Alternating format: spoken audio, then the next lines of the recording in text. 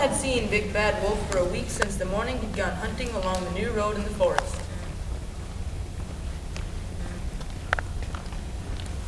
So this road is just what we need.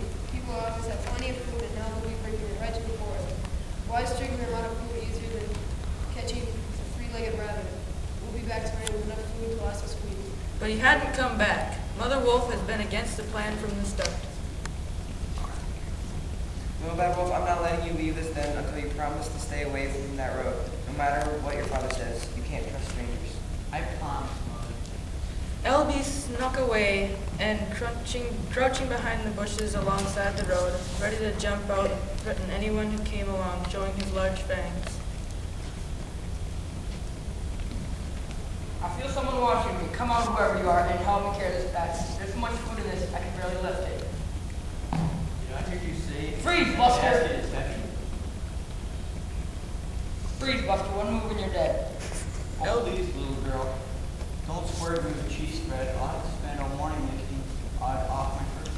Well, either that or I bob you over the head with pepperoni. I'm too young to carry weapons. You don't need weapons with me. What's your name? Everyone calls me Red Riding Hood, so you might as well too. My mother got a deal on a bolt for president, cloth, and she makes all my clothes from it. I talked her into adding this hood, hoping it's gone before I turn 30. It's a nice color. I'm not sneaking through the woods. Well, I've told you my name, now what's yours? Or are you going to be as mysterious as that last wolf I met? You met another wolf on this road? Yup, about a week ago. I charged this way every day, although my love was much lighter. Still haven't told me your name. I'm LB. Now tell me, is this other wolf bigger than me? Much bigger than you. You're an adult and you're still a pup, right? A young adult, but where did this other wolf go after you, son? I have no idea. He asked me 100 questions and he took off without saying goodbye.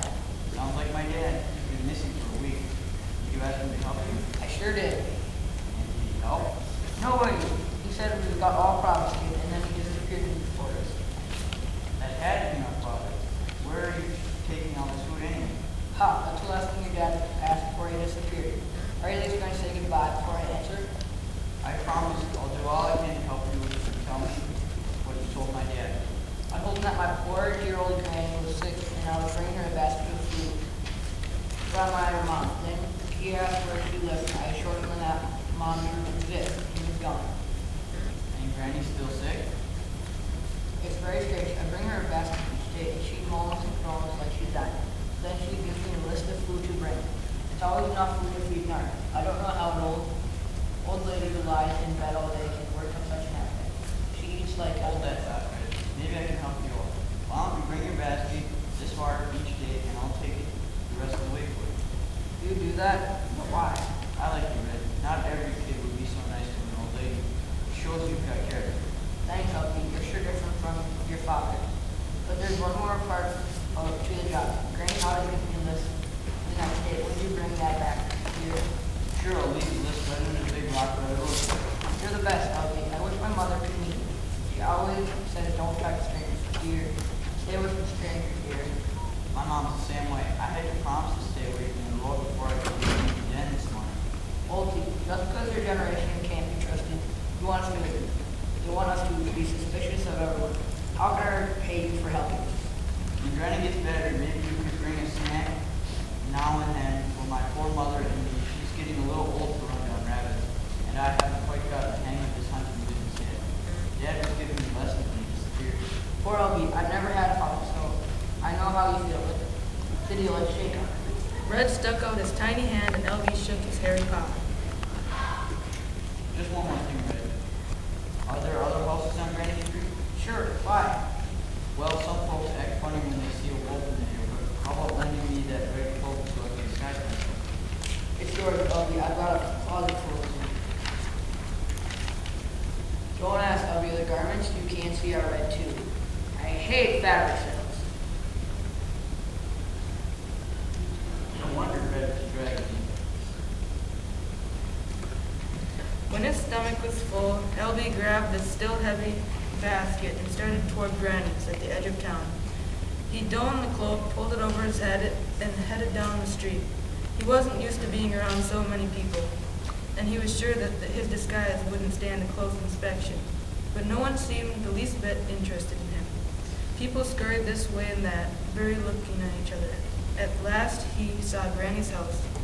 He walked up the driveway and knocked on the front door. Is that you, Red Riding Hood? Yes, grandmother. The door's unlocked. Come on in. He pushed and pulled on the door until he figured out how to turn the knob. Then he took a deep breath and went inside. Go back to my room, dear. Bring the basket. I'm too sick to get up. Even though the day was sunny, Granny's bedroom was quite dark. She pulled all the shades as Elvie's eyes got used to the darkness. He could see the old lady lying in bed.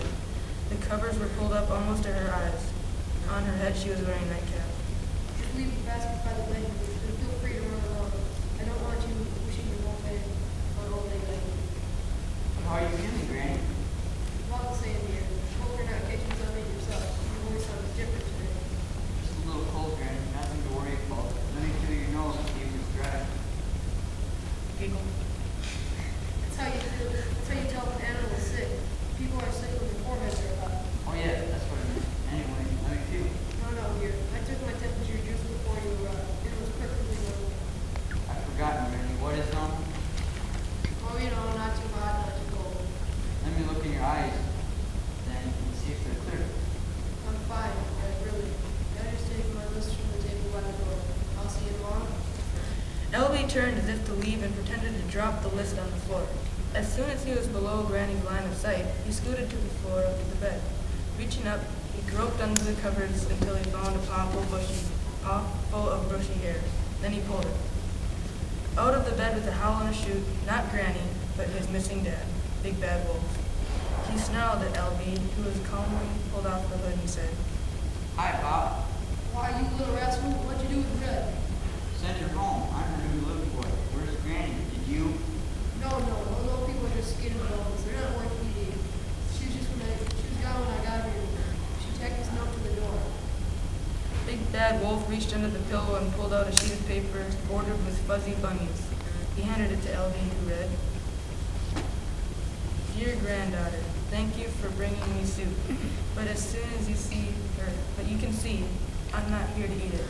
By the time you read this, I'll be in an airplane. My doctor says the only way I'll feel better is if I soak up the rays. I'm off to Florida. Tell your mom I'll see her in the spring. Love, Granny.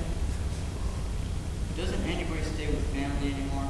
What's that supposed to be? Mom's been worried sick, Pop. All she can think about is her brother who had so much trouble with that boy, Peter, and her uncle who lost his life on that big farm. And you've been lying here stuffing your face. You got me all wrong, son. Granny's got a huge freezer in her basement. I've been packing food into it all week. What good is that, Pop? We can't carry the freezer out of here. And sooner or later, Red is bound to catch us on. I worry about that kid. She's been here 6 times and still thinks I'm the Granny. She must be dumb as a rock. But come downstairs with me, Elvie, and see what the old dad is doing. Big Bad Wolf led Elvie downstairs and opened Granny's giant freezer. Elvie began to salivate. The freezer was crammed with roasts, sandwiches, stews, pizzas, cakes, and pies. Let's eat, Pop. Then we'll bring some food back to Mom. Come here, boy. Big Bad Wolf squeezed behind the freezer and motioned for Elvie to follow. I started the tunnel leading to the water. Once it's finished, we can go in and out all over. You're How having far have we gotten? food whenever we're hungry. How far have we gotten, Dad? Not far. The grub is harder than a hunter's heart. But together, we sure will make better progress. Suddenly, a blinding light filled the basement. Before the wolves could react, a bullhorn shrieked. Come out. Come out from behind the freezer over there. Paws out. The 2 wolves walked forward on their hind legs with their front paws raised and shielding their eyes. Lie down on the floor and don't move. That's some officers. Look, the 2 rats were being a little too tricky.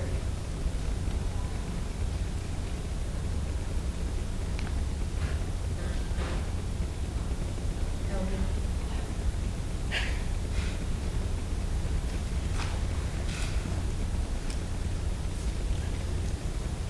Hi, Red. On your missing food, my papa and I were hiding down here to catch the crooks who were bothering Granny. Save your breath, furball, and read this. Red flicked the postcard across the room. It landed on the floor in front of the wolf's snout. They read, Dear Red, the The weather is here. Wishes you were beautiful. I miss you, but Florida's sunshine is doing the trick. Your old granny feels like a kid again. Not all my friends are so lucky, Red. I'm worried about my next door neighbors. They're stuck at home all winter, so I need a big favor. Could you and your mom bring them the daily basket? It would put my mind at ease. Wait till you see the great bathing suit I'm bringing back for you. It's bright red, your favorite color. Love, Granny. Maybe you say Kelm is in the court hall. LB kept his note to the ground but raised his eyes. Two blue in uniforms with shiny shoes, badges, and pistols towered over them and his dad. One officer was holding an enormous flashlight.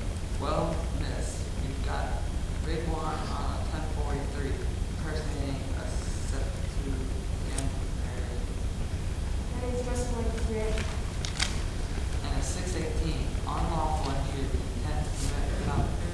He broke into the house and conspiracy to devise a several sworn item. He tried to trick us as to a road out. Stop, I want to know is what happens now. Well, it's reform school for the small one and prison for the big one. Bulls are pretty crafty, but they can't get after us. And what happens to all the 30 grand freezer? It's impounded as evidence. Evidence. That means if it goes through, it's in the old couple next door goes hungry. Unless my mother spends the whole rich cooking nice thing. It's regular baskets. Through the woods, I've got a better idea. The law is the law. What if they admit they're guilty? Could they get off with community service? No way. I caught them red paw. They're going to jail. What's your idea, Red? Why can't they pay their debt to society by distributing all the food to people? These two can make sure no one in there could go somewhere.